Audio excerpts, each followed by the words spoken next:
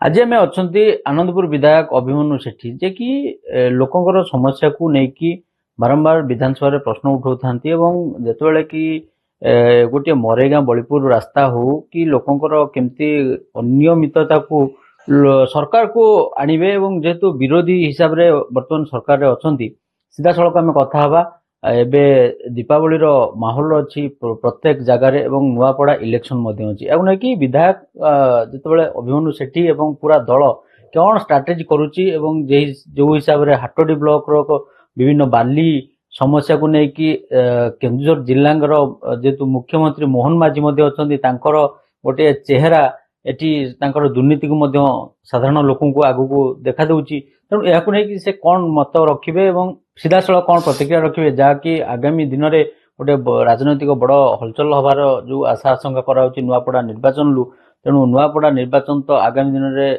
राजनीतिक समीकरण चेंज करिवो तेणु विधायक जेहेतु विरोध दल रही ए अंचल प्रति कौन आनुगत्य रही सीधा सड़क कथा विधायक आनंदपुर रु अभिमन्यु भाई बर्तमान केमती कौन चली हाटोडी ब्लॉक सिचुएशन को लेकिन आप सब प्रश्न उठी था कौन कहे मु विधायक हबा परे सर्वप्रथम जेतेबेले पवित्र गृह को प्रवेश करी मु संकल्प करी आनंदपुर निर्वाचन मंडल जिते गुड़ाए अधूरा काम अच्छी लोक मानकर जहाँ जहाँ मौलिक आवश्यकता अच्छी ताकू मोर प्राथमिकता रहिबो सर्वप्रथम से जिनस को पूरण करने एवं सेकेंडरी आप जो क्वेश्चन टी कले जो मरेगार बलिपुर रास्ताटी बहुत कदर्य अवस्था अच्छी यही रास्ताटी उपरे जो 10टी रु 12टी पंचायत लोक माने निर्भर करुछंती यह गमनागमन बहुत असुविधा होउछि एपरिकी ये रास्ता रे वर्तमान चालिकी जीवा संभवपर हेउ नाही या कि विधायक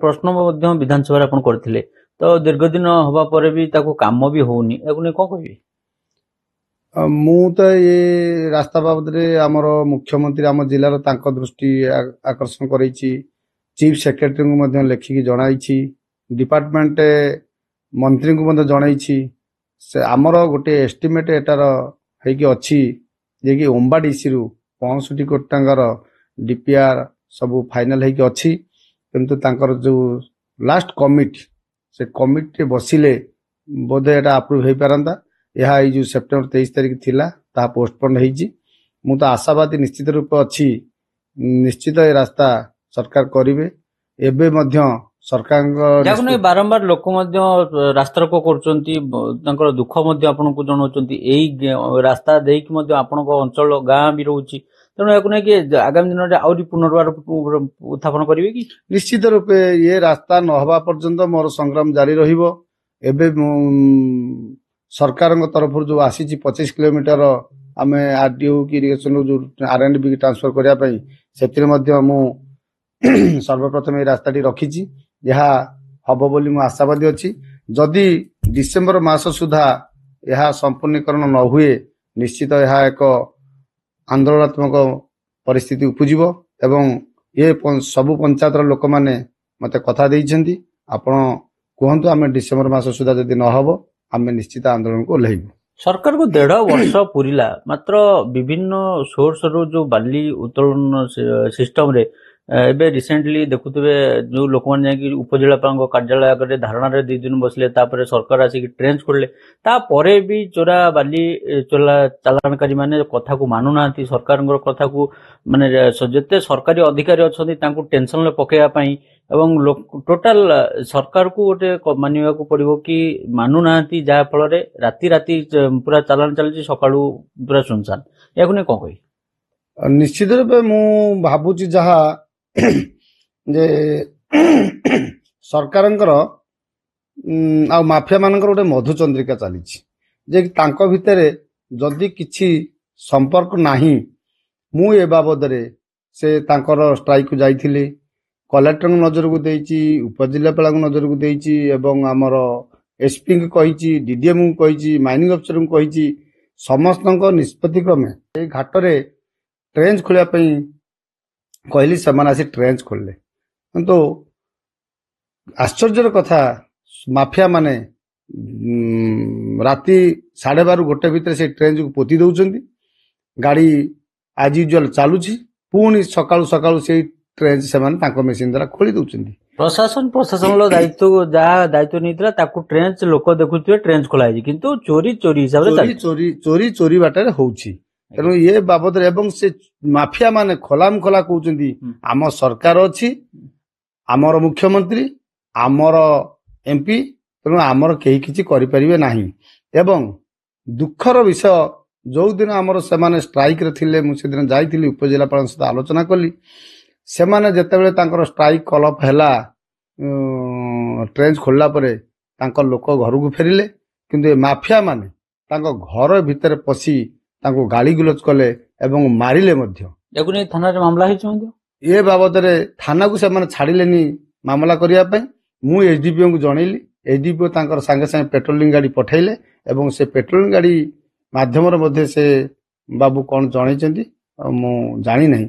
ଏହା ଦ୍ୱାରା ଗୋଟେ ଲୋକମାନଙ୍କ ମଧ୍ୟରେ ବାଲି ଚୋରା ଚାଲାଣ କରିବୁ, ଏଟା ଗୋଟେ ଜୋର ଜବରଦସ୍ତ, ଏଟା ଆମର ହକ୍, ଏମିତି କରିକି ଲୋକଙ୍କୁ ଭୟ ସୃଷ୍ଟି କରାଯିବାର ଗୋଟେ ଯାହା ସିଷ୍ଟମକୁ ସେ ସୁରୁଖୁରୁରେ ଆପଣେଇ ନେଉଛନ୍ତି। ହଁ, ନିଶ୍ଚିତ ରୂପେ ଏଠି ଜନସାଧାରଣ ସମସ୍ତେ ଜାଣି ସାରିଲେଣି ଏଠି କାହାର ହାତ ଅଛି, କେମିତି ବାଲି ଚାଲିଛି। ମାନେ ଦିନ ଖାଲି ସେଇ କରୁଳା ଘାଟ ନୁହଁ, ଅନ୍ୟାନ୍ୟ ଘାଟ ମଧ୍ୟ ଚାଲୁଛି।